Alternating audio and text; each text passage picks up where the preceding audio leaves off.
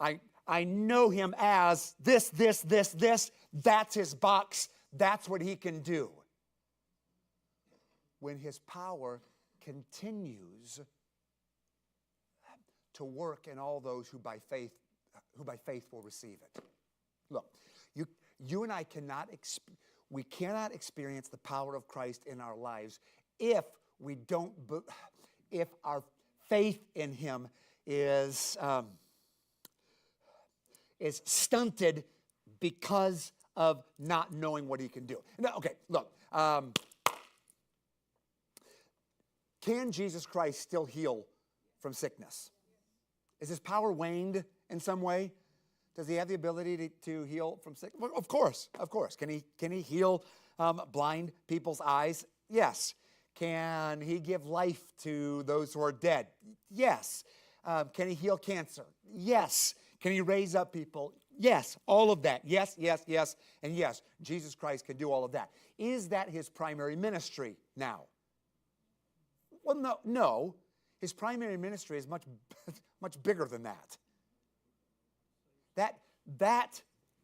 That part of his ministry was to impart, to give, you ready?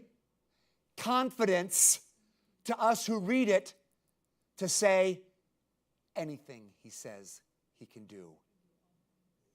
He can do. But the people who experienced his healing experienced it because they what? Yeah.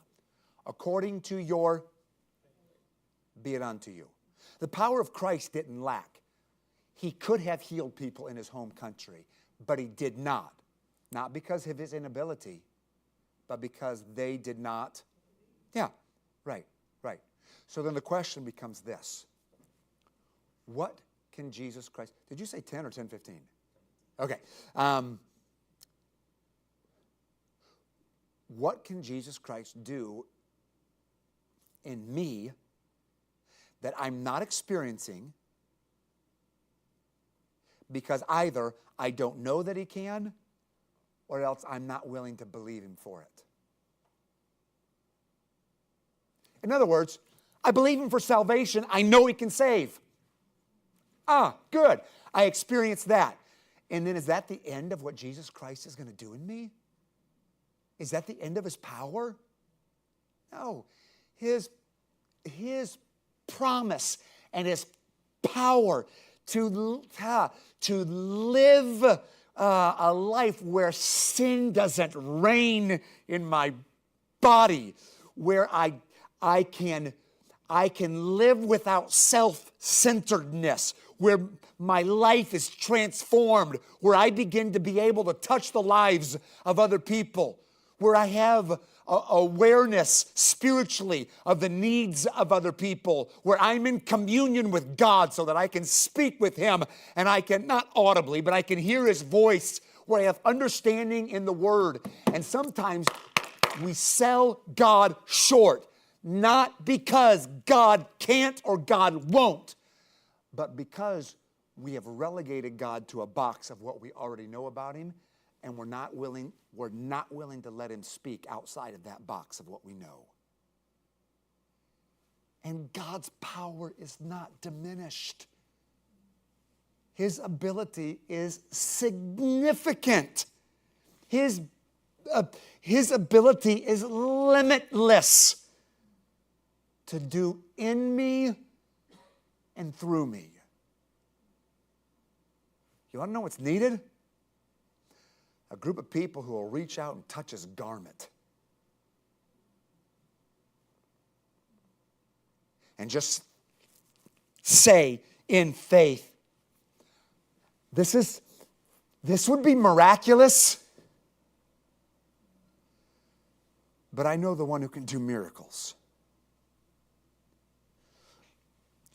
You said you have the ability to make of me a new creation, not just positionally, but to conform me into the image of the Lord Jesus Christ. You said that you would be with those who, as they are going, they're sharing, they're testifying of the work of Christ. You have the ability to give strength and to give your presence in the lives of those who will step forward in faith to do what it is that you've called them to do. The point is, the Lord Jesus has so much that He can and wants to do in us. It's only because of our lack of faith, our unbelief, sometimes because we don't know what He's promised, or sometimes because we've just said, oh, I know who He is. And we don't give we don't give to Him what is due Him in recognizing His ability to do things that, that He can certainly do. He rose from the dead. He lives forevermore.